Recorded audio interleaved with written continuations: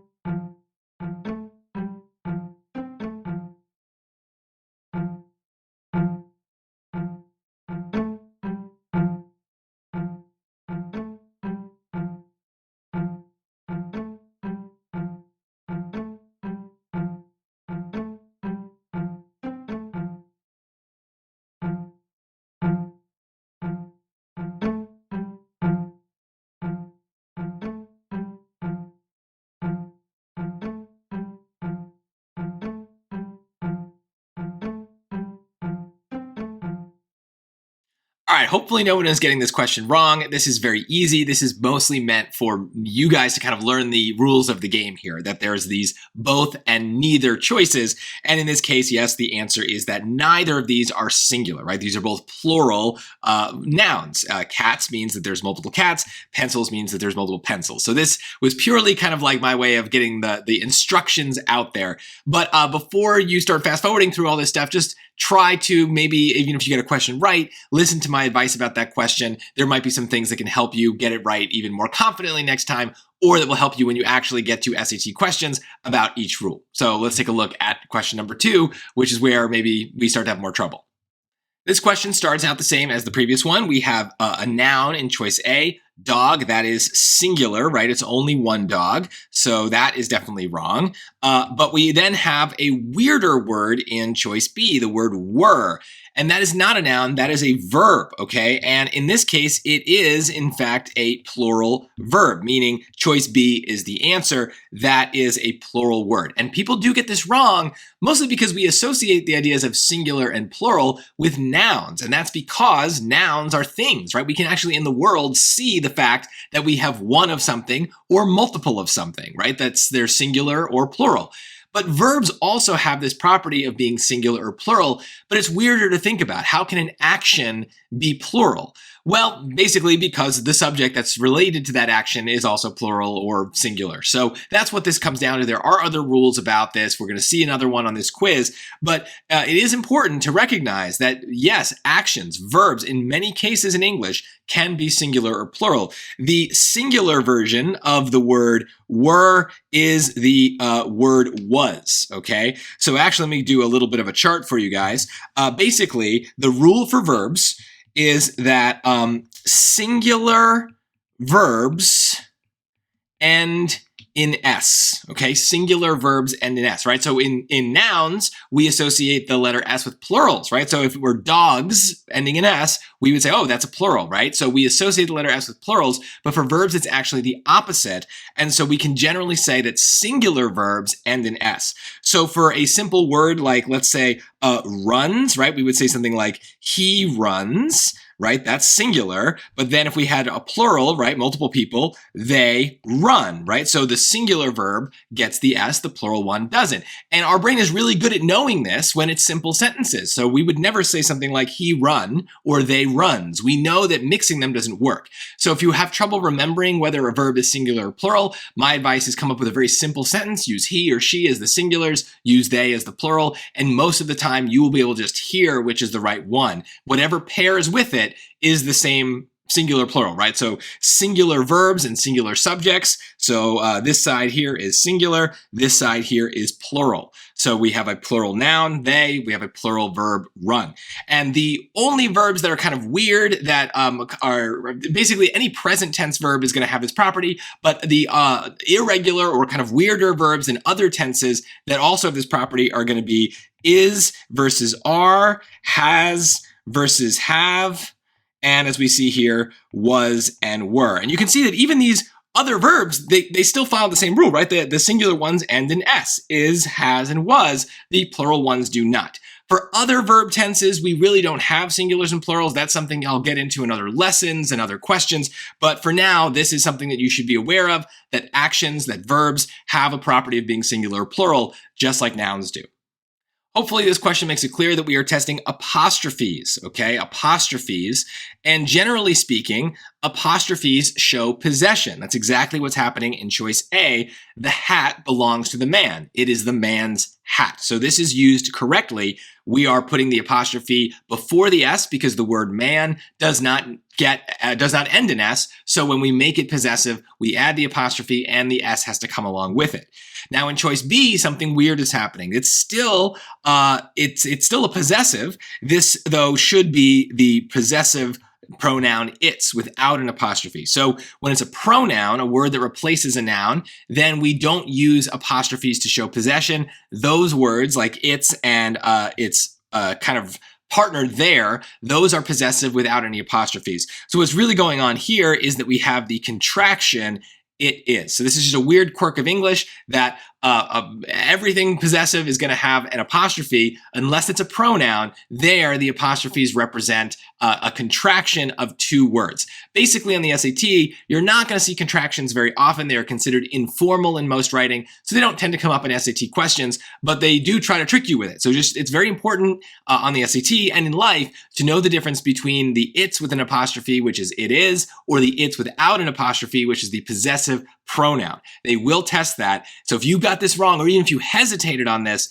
that is a bad mistake. And it's a bad mistake to make in life. You do not want to be sending emails to your boss or your professor that use the wrong its or the wrong there. That is embarrassing. That is the kind of thing that everyone in any sort of academic setting needs to know confidently. So do not make that mistake, even in a text message. It's a bad habit to get into. Now, many people think that this question is testing the different versions of the word there, which I'm not really going to get into. I kind of talked about this in the last question. There, T-H-E-I-R, is the possessive pronoun, and that's the one we want kind of in both cases. The other versions of the word there are going to be they are, which we use the contraction of. So that's when it sounds like there, but it's really a shortening of they are. And the other version, T-H-E-R-E, is basically for everything else. It's kind of a word we use for location, but it does have other uses, so I don't want to really get complicated right now. What I actually care about with this question is singulars and plurals. Yet again, there is a possessive plural pronoun.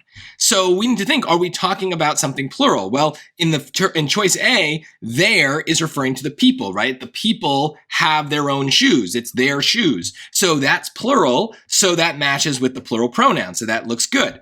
But in choice B, we've got a problem.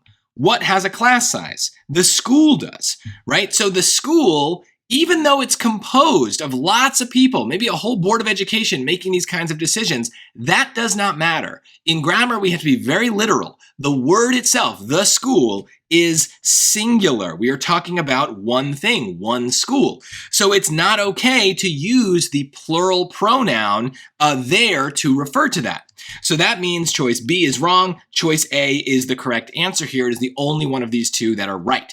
Now, the problem with this, and this is where we start to get into kind of the way the SAT is structured and the style of the questions and really what they're aiming for.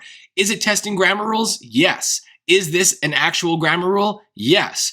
But the reason that they're testing this specific grammar rule is they know that you stink at it, that you have bad instincts. In fact, this is one of those grammar rules that probably several times a day you get wrong when you just write to your friends in a text or a chat, or when you talk with your friends. It is a very common mistake. We very often use a plural pronoun when we really should be using a singular one. And it's okay, right? We all understand each other. It's not such a big deal. But on the SAT, they test it knowing that your instincts are bad. So this question 4 here is when we're starting to see how our instincts might get us in trouble. So if you got this question wrong, I want you to remember that. There might be a couple others coming where you also got wrong. And it's because that means that you are relying on how things sound, and you might have kind of corrupted your instincts just by being a person in the world. It's not your fault. In fact, I say this wrong as well. Even my own knowledge of all these grammar rules doesn't stop me from making the same mistake because it just sounds more natural. But when I take an SAT, the part of my brain that listens for the right answer and cares what sounds best, that part gets turned off, and I actually have to apply the rule, especially when I see that the answer choices involve pronouns. So the fact that these pronouns were bolded should have been a clue that you've got to think about whether they're being used correctly. Again, for now, don't stress over it, but try to remember as we keep going and as you start studying that you might have a bad instinct, and that is important to remember because it means you're going to need to rely more and more on the rules. A lot of people get this question wrong because they're thinking about the rules, but they're applying them incorrectly. So the rule at stake here is what is mostly called subject-verb agreement. So we're back to the idea of singulars and plurals. And so we have to think about whether these verbs are singular or plural. So to start, remember, singular verbs end in S. So that means helps is singular, but have is plural. Then, what is the subject of each of these verbs? So many people think that the subject of have is sales, book sales, right? The book sales have increased, and that sounds great. But that's not the sentence. It's actually the number of book sales, and that is singular. So this is a problem. We need to make sure that we have a singular subject going with a singular verb. This is mixing and matching. Now, the technical grammatical reason that this is wrong is of book sales is what's known as a prepositional phrase, okay? Basically, it's an extra clause. The preposition is the word of, and it is adding extra information. But that information is extra. And so what's really at stake here, the real subject of the sentence is not the book sales. Even though we might say that that's the topic of the sentence, the actual subject is the number. And Even though number sounds plural, it's one number, the number. It's not numbers, right? So the number is singular, meaning we should have said the number has increased. So it's wrong. Now, on the SAT, this will be a little bit easier for us to identify because we'll see a couple of different singulars and plurals in the choices, and that might help us think about it better. But I will warn you that verb agreement is one of the hardest rules on the SAT. There's a lot of things that we can learn about it. I've got my lessons about it that will help you with those things. But it is one of the rules that the SAT considers to be the hardest, and it's where I see a lot of people lose points unnecessarily. They also then overthink things with something like choice B, because there we say, okay, that's singular helps. Well, diet, that's singular. Exercise, that's singular. But together, diet and exercise, that's two things. So that is plural. So again, we have a plural subject, but we are not using a plural verb. That's not good. We need them to be the same. So this is also wrong, meaning choice D is the answer here. Now, another problem with choice B is people think of diet and exercise as like a unit, right? We often have both of those words together. So in our brain, it almost feels singular because it's like one thing, right? You do diet and exercise to lose weight, let's say.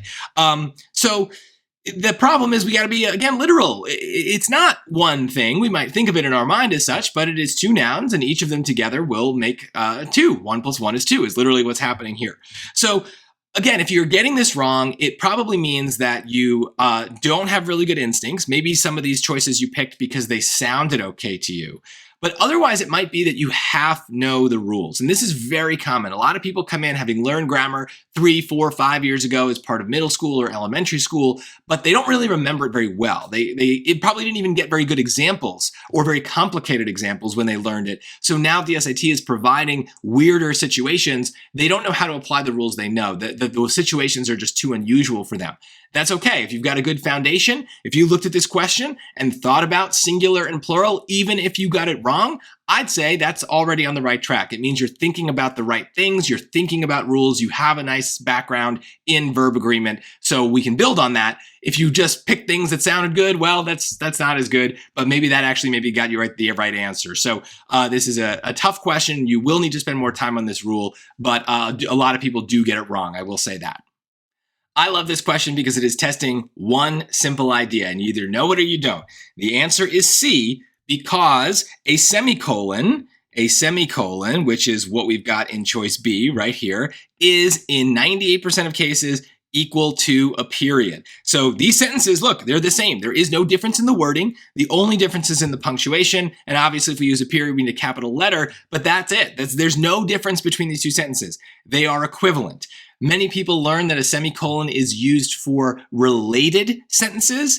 Are these related? If you thought about that, let me just disabuse you of that. It doesn't matter. Anytime we see two sentences next to each other, they're related, right? That's how good writers write. They write related thoughts. They don't just jump around and just say whatever's on their mind. There's a continuation between one thought and the next. So they'll always be related. Whether one author uses a period or a semicolon is the author's choice. The SAT is not going to make it about the choice. So whether or not those sentences are related, that's not up for debate. So one really quick piece of advice that I can give you based on this question is that if you see an actual SAT question and they give you two choices like this, where the wording is the exact same and the only difference is that they've replaced a period with a semicolon, right? So there's one choice with a period, one choice with a semicolon, everything else is the same. Both of those choices are wrong, because it's impossible for one to be right and the other wrong. They do the exact same thing. They are used to join or separate two complete sentences. So there is no functional difference, and the SAT is not going to test which one is stylistically better. They can't. That's a matter of opinion. So you can cross out those two answers. There is one other usage of a semicolon that I'm not going to get into here. Again, I have videos and lessons about that. It has to do with complicated lists, but if that ever comes up, it would be really obvious, so you would know. But this is right here. This is like step one. If you had no idea that that was a thing, now you've learned something that's really going to help you on the SAT grammar section. Semicolon is the same as a period. Memorize that.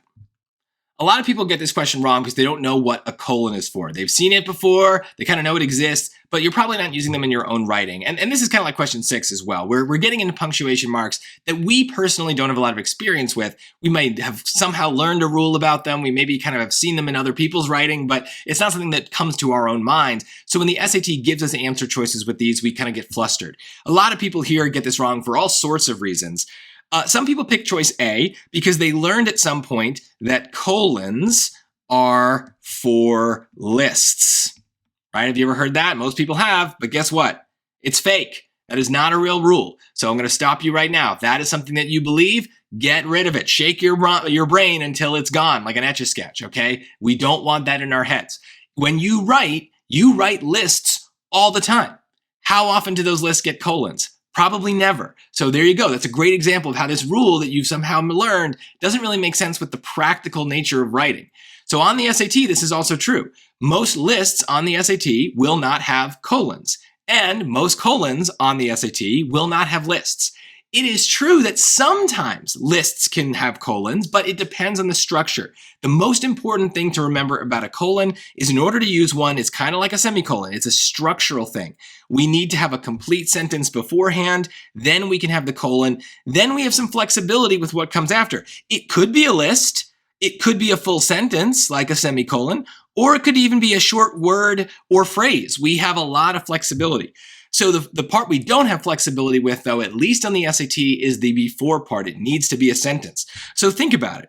If I read this whole part here, does that sound like a sentence? I love outdoor activities, including. No, we can't just stop there, right? We haven't finished the thought, right? So that's not a sentence, and that's the problem with this choice, is it's putting a colon somewhere where it doesn't belong. And yes, we can have the list after. If we really wanted to use a colon with this, though, we would have to fix the first part so it is a complete sentence, and basically we would need to pretend that the colon is a period and say, is this okay? Could we have ended the sentence right here? So if we wanted to amend it, what we would have to do is get rid of the including and put the colon right here. In that case, we're good. I love outdoor activities, period. That's a sentence. Hiking, camping, and surfing. That's a list, but it's a list of those activities. So basically what really happens with the colon is the part in the second part kind of answers a question that is implied by the first part. So for example, in this case, I love outdoor activities. Which activities? Hiking, camping, and surfing, right? There is no literal question there, but it's set up. It's very easy to find one. And that's why choice B is correct, because in this case, we satisfy all of the rules of the colon. Is there a sentence beforehand? Yes. Scientists have a theory. Period. We could end it right there. Then we continue with another full sentence. The rocks had cooled rapidly. But notice that that sentence is basically answering a question that's implied by the first part. Scientists have a theory. What is the theory? The rocks had cooled rapidly. That is a perfect use of the colon, especially on the SAT. Now they know you're not used to that you don't write that way. So they're going to give you those things. And part of getting better at grammar is recognizing that we are not trying to write the best sentences that we would write. We are working with the sentences that they're giving us. We're working with the answer choices that they're giving us. And we are just trying to find the one answer choice that is grammatically correct. So again, these are not SAT style questions, but they're meant to get us thinking about that. And so whatever rules you have for the colon, you might need to amend them and really stick to this one. It's a structural rule. In fact, in real life, you probably avoid colons and semicolons, but on the SAT, those are usually the first answer choices you're going to test out because they have the most clear-cut rules. So if they intimidate you, you got to get over that. That is very important that you don't just cross out semicolons and colons just because they're weird. On the SAT, they're just a normal part of the grammar ecosystem. This question is meant to help people understand their instincts for complete sentences and the punctuation necessary for those. So choice A is correct. That's totally fine because we have a complete sentence with Jacob was late. But the intro part is not a complete sentence. That's just an extra clause, because of the accident. Now, hopefully you can hear the difference. Because of the accident, right? It sounds like I'm building towards something. It sounds like I haven't finished my thought. Whereas Jacob was late is a complete thought. Now, grammatically speaking, it's because it has a subject in Jacob and a verb in late. Whereas if you look at the part before, because of the accident, there's maybe a subject, right? The accident is maybe the subject, but there's no verb, there's no action there. So that is one way of telling whether or not something is a sentence, or as we sometimes call it, a independent clause. But honestly, we are probably not going to get too deeply into just deconstructing sentences in that way. A lot of what we need to do when we recognize sentences is going to be based on our ear, based on our instinct, based on how it sounds. So notice that goes against what I've said for other questions. Before I was like, don't trust your instincts are bad. But there is a place for instincts on the SAT grammar section. Namely, it comes down to, can you hear what constitutes an independent clause and a sentence that could stand on its own versus something that is that requires something, a dependent clause, an extra clause that can't exist on its own. So if we look at choice B, we have a problem. There was an accident. That's a sentence. Jacob will be late. That's a sentence. We cannot join two sentences with only a comma. We need more. We could use a semicolon like we've talked about. We could use a colon, or we could use a period. Or if we inserted the word and after that comma, we'd be okay too. But a comma by itself is a weak punctuation mark. It is not capable of joining two sentences. It is capable, like in choice A, of joining a dependent clause to an independent clause. In fact, that's usually what it does. It lets us tack on these little descriptive clauses either to the ends of sentences or to insert them in the middle. That's another lesson for another day. But we have a limit to what they can do. They're not powerful enough to just join two sentences by themselves. They either need help from a conjunction like and, or they need to be a stronger punctuation mark like a semicolon or a colon. So in this case, choice A is the answer. But try to pay attention. How easy was it for you to recognize the difference between because of the accident and there was an accident? Do those sound just like a bunch of words to you, or do they sound like different kinds of clauses as a whole? We really want that instinct to be strong. That is something that you should definitely pay attention to whenever you watch my lessons and videos, because I always kind of talk about what counts as a sentence or not. I'm not going to get too deeply into the grammar of that and the specific, diagramming of sentences, but it is something that is definitely good for people to be comfortable with, because you don't want to be diagramming sentences on the SAT. You want to have a gut feeling whether or not something is an independent clause or a dependent clause. Let's actually look at question 9, which is also about that. So a lot of people get this question wrong. Mostly they get the first part right, emphasizing the newest data to strengthen the argument. It's long, but it is not a sentence. This would be considered a dependent clause. It can't stand alone. It needs to be attached to a sentence. And maybe you can hear that. You can hear that it sounds like it's building towards something. Emphasizing the newest data to strengthen the argument. Joe made a good argument about the climate change. Who knows? Whatever, right? So basically, it's building towards something. We don't have a subject here. We don't have someone who's doing the emphasizing. So emphasizing is maybe a verb, but it doesn't have something doing it. And ing words tend to have this property where they kind of take the sentence out of something. They turn it into a clause. But again, I don't want to get too deep into the grammar. This is something you can hopefully just hear. You can hear that this is building towards something, but never arriving at that place. Now, choice B also has an ing word. So what did I just say? I said ing words don't actually make something a sentence. Well, in this case, it is a sentence, but it's because the ing is not really a verb in this case. It is a noun. And sometimes people talk about gerunds and things like that, but I don't really want to do that.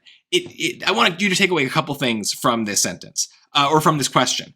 First of all, the length of something does not determine whether it's a sentence. So in choice B, we have a complete sentence. This is an independent clause. It could stand on its own with a capital letter and a period, like it does.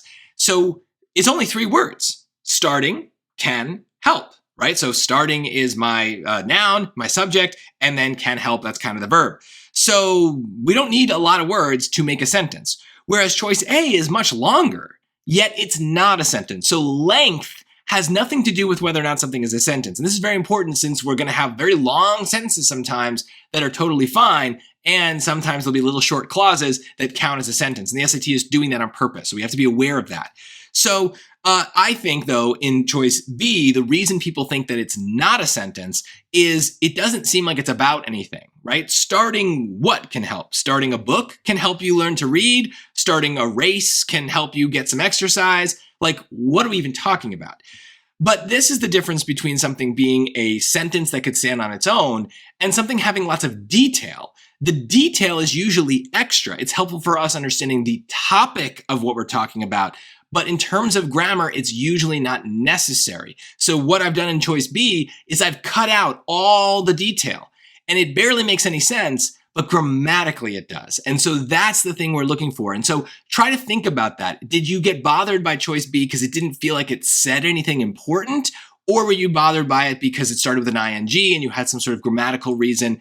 It's tricky. There is no set rule that I can say you have to follow for these situations. It is really about instinct and about being able to listen and hear and feel that sense of completeness from a sentence. The more practice you do with this, the better you'll get. So that's why whenever this comes up in a question on a practice test or in an exercise, I'm always trying to talk about that. But you'll see me cut things out of a sentence and try to get to that core and say, okay, this is the independent clause that we're dealing with. There are some extra things here, but we want to find that independent clause at the heart of things. So that is a skill worthy of being practiced because a lot of questions on the SAT are about punctuation, and basically punctuation is about whether or not things count as sentences. So hopefully this makes some intuitive sense to you. Even if you got it wrong, you can kind of hear the difference right now.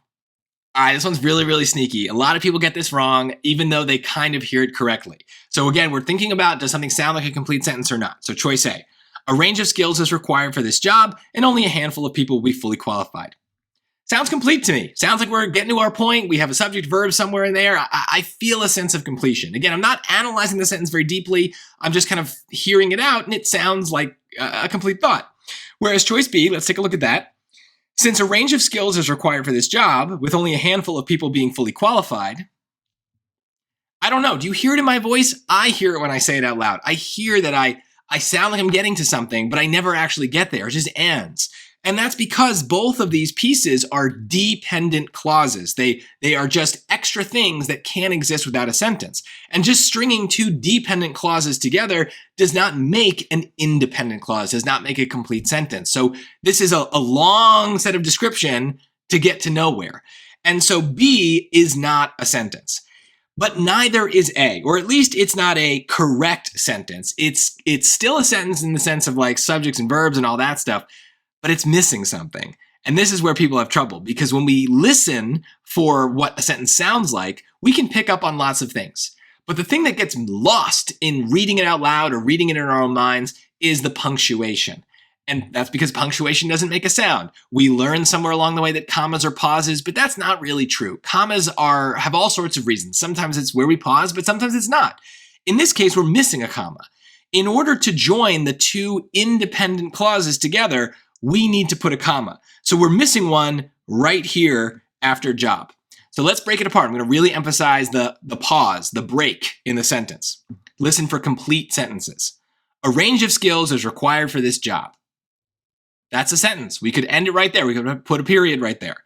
Then a comma and an and is a comma and a conjunction. And that is one way, we talked about this a little on one of the earlier questions, that is one way of joining two complete sentences. So let's skip the and go right to the next part and see, does that sound like a sentence? Only a handful of people will be fully qualified. Yes, that's also a sentence. Again, I hope you just hear that. I don't want to get into the structure of what's going on here. That might be something that, especially if English is your second language and you don't have a good sense of this, you might need to find a way to do some really nitty-gritty grammar. I'm hopefully something like Khan Academy can help, or maybe there's other YouTube channels.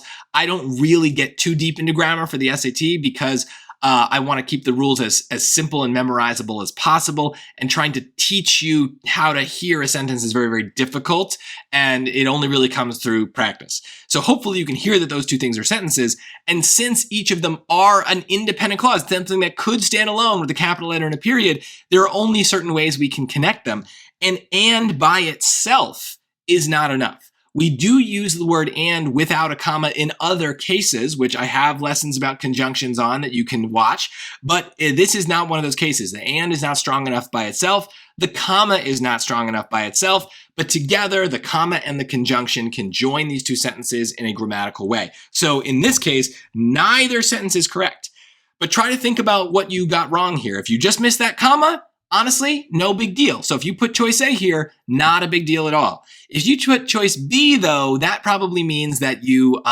you don't have a good ear, a good sense of when something is a sentence. My big advice for now is remember, just because something is long does not mean it is a complete sentence. And pay attention to punctuation, because the real reason we use commas is to break things apart. So every time there's a comma, you can be thinking, okay, this is where two clauses are meeting. So I can read each clause independently and see how it sounds. Since a range of skills is required for this job, nope, doesn't sound right to me. The since requires another piece, right? With only a handful of people being fully qualified, again, there's no completeness to that. It feels like it needs something else. Hopefully it feels that way to you. If not, don't worry, don't panic. You're going to be practicing for a long time and eventually it'll click. But that is one of the hardest things to do about the grammar, is listen for the right answers. If you can get that skill down, then I think you can get every single grammar question right with a little bit of memorization.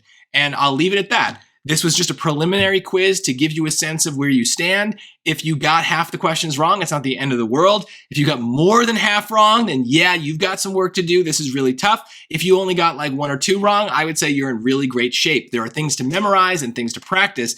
But remember, you can, with practice, get the grammar to a very predictable place because the rules are not going to change. There are some rules we didn't talk about here, but there are rules on the grammar on the SAT that are pretty consistent. And the main strategy is learning which rules to recognize, which rule applies to each question, and then you can sort it through from there. So we'll get into that in other lessons, but please, if you have any immediate questions, put them in the comments and make sure that you check out my playlist about all of the grammar rules on the SAT and strategies. It's a really great place to start improving your score because it's very traditional learning. Memorize something, do it a bunch, and eventually it'll stick.